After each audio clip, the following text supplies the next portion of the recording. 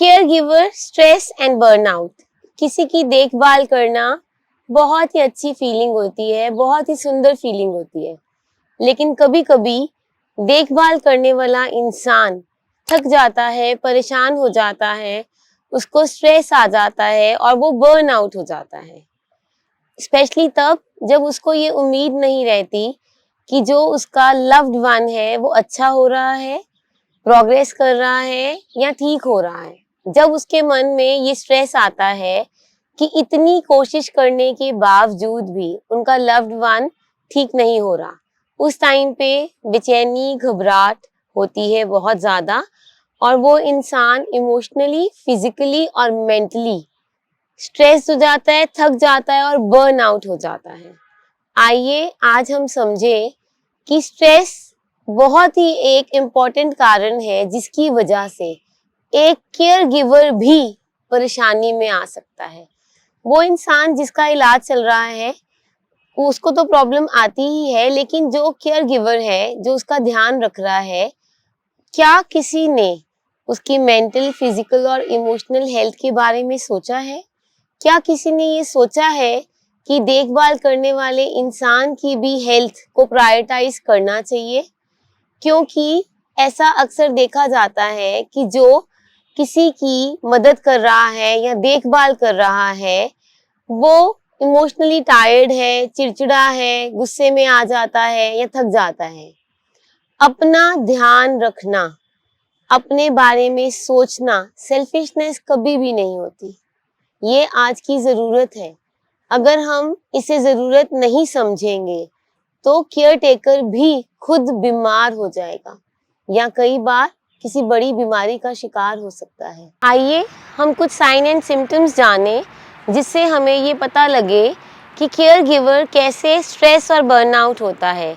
सबसे पहला सिम्टम है इरिटेट रहना, चिंता करते रहना, बहुत ही बेचैनी होना, भूख ना लगना या कभी कभी भूख ज़रूरत से ज़्यादा लगना, सो ना सकना टाइम पर, अपनी नींद पूरी ना कर सकना या कभी कभी बैठे बैठे नींद ज़्यादा आना शुरू हो जाना। इसके अलावा जो इंसान केयर टेकर है, जो केयर गिवर है, वो कई बार मनोरंजन के साधनों में नहीं इन्वॉल्व होता। उसको गिल्ट आनी शुरू हो जाती है, उसको लगता है कि मेरा लव्ड वन बीमार है तो मैं कैसे खुद को एंटरटेन कर सकता हूँ या कर सकती हूँ।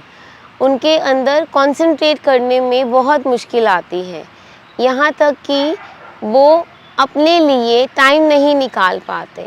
अपनी पर्सनल हाइजीन, नहाना धोना, अपनी सैर, हेल्थ, एक्सरसाइज, हर चीज़ को वो इग्नोर करना शुरू हो जाते हैं, जिसकी वजह से कई बार बहुत ही गंभीर बीमारियां होने की चांसेस होते हैं। ऐसे इंसानों को जो कि केयर गिवर है, कई बार बहुत जल्दी जल्दी हेल्थ इश्यूज़ होते हैं। कोल्ड होना, फ्लू होना, कफ होना, ये छोटी छोटी चीज़ें हैं जो अक्सर उनको होती हैं क्योंकि उनकी इम्यूनिटी भी कॉम्प्रोमाइज़ हो जाती है, जिसके बारे में वो सोचते ही नहीं हैं। इसके अलावा उनको कभी कभी इतना ज़्यादा गुस्सा या इरिटेशन आती है कि वो गुस्सा और इरिटेशन उनके लव्ड वन पर ही निकल जाती है। वो ना चाहते हुए भी जिनकी वो केयर गिविंग कर रहे हैं उन पे ही चिल्ला उठते हैं।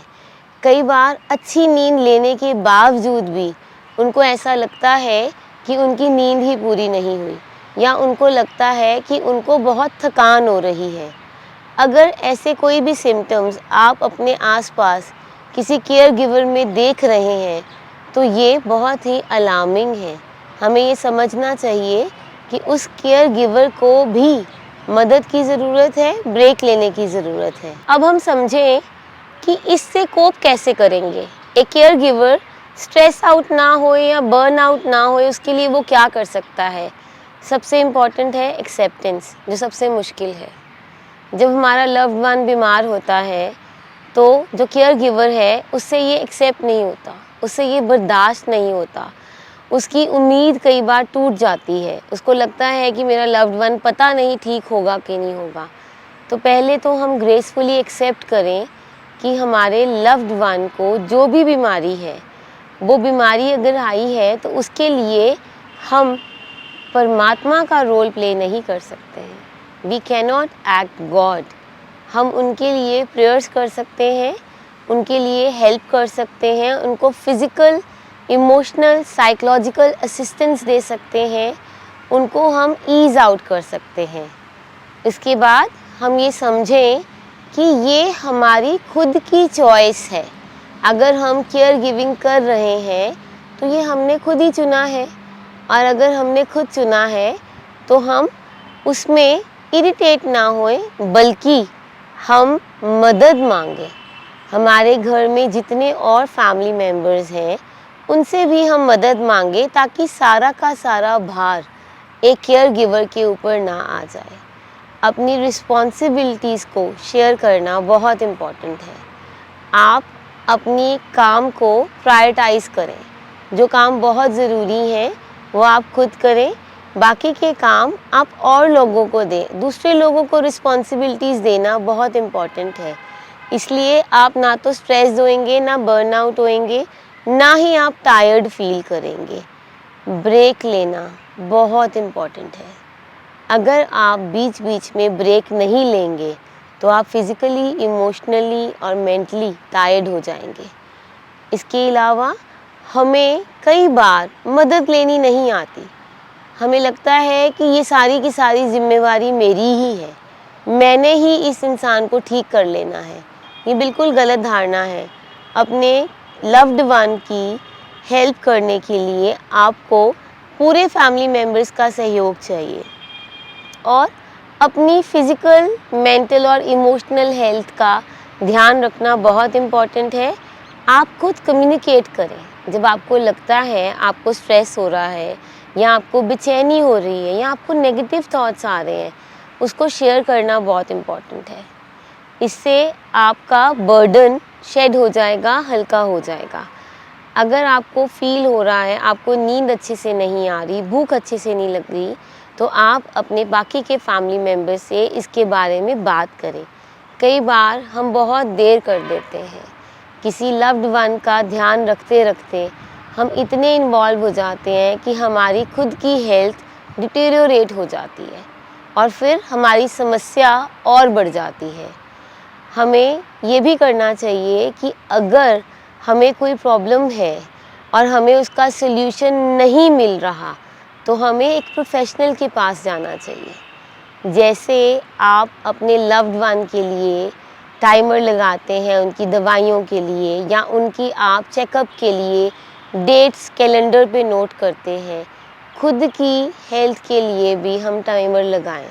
हम देखें कि हम समय पे खाना खा रहे हैं, हम पूरी नींद ले रहे हैं। ये बहुत इम्पॉर्टेंट है। अगर हम इन चीज़ों का ध्यान रखेंगे तो हम कभी भी स्ट्रेस और बर्नआउट नहीं होंगे। तो ये रिक्वेस्ट है कि अगर आप अपने लव्ड वन को ठीक करना चाहते हैं या उसकी मदद करना चाहते हैं, तो फिर आप पहले खुद की मदद करें, पहले खुद को सॉर्ट आउट करें। एक खाली गिलास से हम किसी को पानी नहीं पिला सकते। उसी तरह अगर आप खुद में कंप्लीट नहीं है, आप में कोई प्रॉब्लम्स चल रही हैं, तो आप अपने लव्ड वन का ध्यान नहीं रख सकते। आज ही हम अपनी इस प्रॉब्लम के लिए मदद लें। Thank you.